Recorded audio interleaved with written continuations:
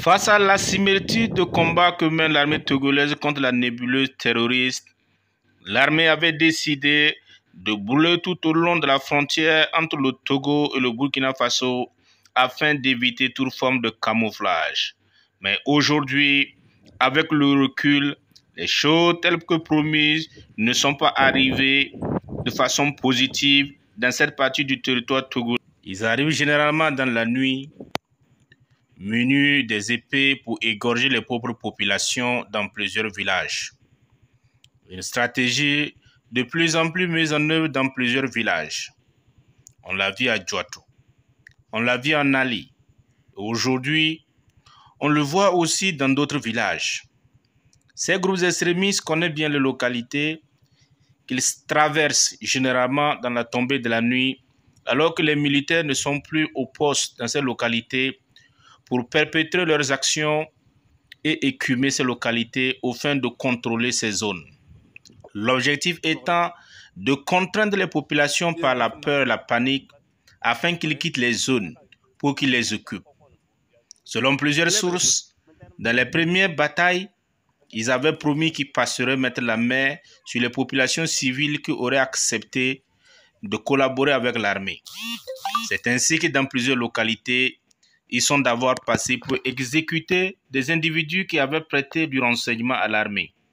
Les populations de Kpenjal, très soumises, avaient accepté de collaborer avec l'armée pour lui donner toutes les informations qui devaient permettre de libérer cette partie du territoire du Togo.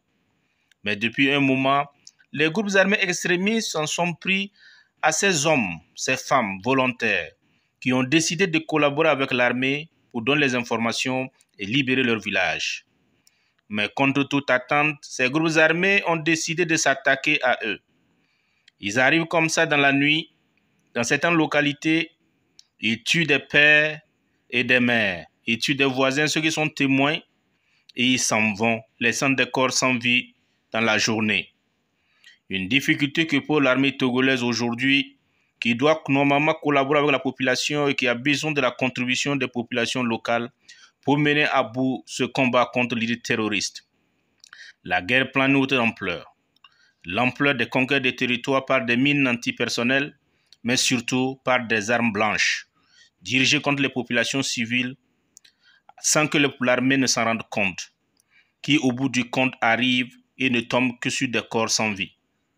Désormais, la préfecture de Kpenjal, qui devait fournir de la nourriture, du bétail, est aujourd'hui assumée et assommée par ces groupes extrémistes depuis bientôt 2 ans. Cette localité doit survivre et doit vivre alors que les populations, parmi lesquelles les braves valides s'enfuient, devant les terroristes qui sèment la mort et qui sèment la désolation. Dans plusieurs contrées de cette préfecture, la panique règne. On se pose la question à quand notre tour. Et c'est ce qui s'est passé jusqu'à ce 9 février dans certains villages où ils sont venus mettre la main sur dizaines de personnes après les avoir exécutés sans merci. L'armée togolaise qui avait écumé tous ces villages avait procédé à la fouille de plusieurs maisons et des armes avaient été récupérées, y compris les armes blanches des mains des populations civiles, des populations de cette localité, pour éviter la gangrène sécuritaire. Mais aujourd'hui se pose la question, comment faire pour lutter contre l'insécurité, pour vivre et survivre dans une localité où les populations n'ont aucun moyen de défense.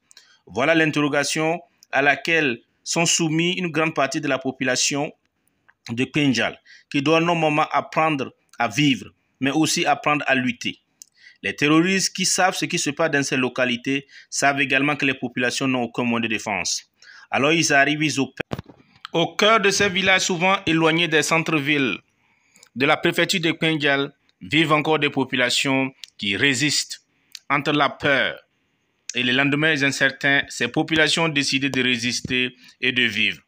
Même si les groupes armés continuent de s'en prendre à des populations civiles, il y en a encore qui tiennent debout, qui travaillent avec l'armée, et l'armée continue par combattre, de jour comme de nuit.